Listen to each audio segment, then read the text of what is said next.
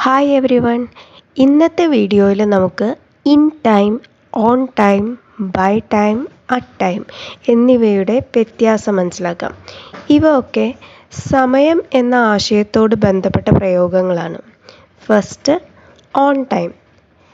On time എന്നാൽ at the exact planned time or not late.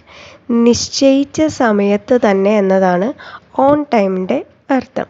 Four example, the train left on time. Train സമയത്ത് തന്നെ പോയി.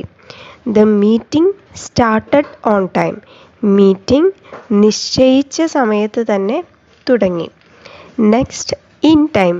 Early enough or before it's too late.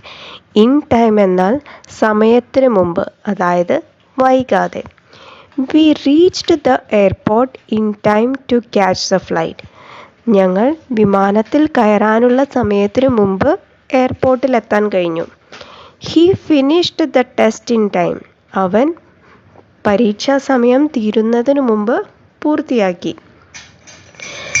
Next, by time. Before or at a particular time. ഒരു സമയപരിധിക്ക് മുമ്പ് അല്ലെങ്കിൽ അതിനോടൊപ്പം തന്നെ എന്തെങ്കിലും ചെയ്താൽ ബൈ ടൈം എന്നാണ് പറയുന്നത്. For example, submit your homework by 8 PM. നിൻ്റെ ഹോംവർക്ക് രാത്രി 8 മണിക്ക് മുമ്പ് സബ്മിറ്റ് ചെയ്യണം. I will be home by lunch time. ഞാൻ ഉച്ചഭക്ഷണത്തിന് മുമ്പ് വീട്ടിലെത്തും. Last one is at time.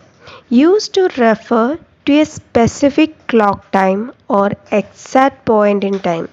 ഒരു നിർദ്ദിഷ്ട സമയത്തെ സൂചിപ്പിക്കാനാണ് അറ്റ് ടൈം യൂസ് ചെയ്യുന്നത്. For example, the class starts at 9 o'clock. Class 9 മണിക്ക് തുടങ്ങും. He called me at the right time. അവൻ ശരിയായ സമയത്ത് എന്നെ വിളിച്ചു.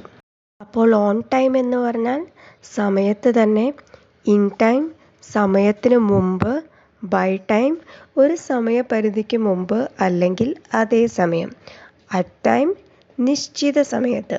So friends, now you know the difference between in time, on time, by time and at time. ഇവ മനസ്സിലാക്കി practice ചെയ്ത ഇംഗ്ലീഷ് സംസാരിക്കുമ്പോൾ കൂടുതൽ കൃത്യത കിട്ടും. So thanks for watching.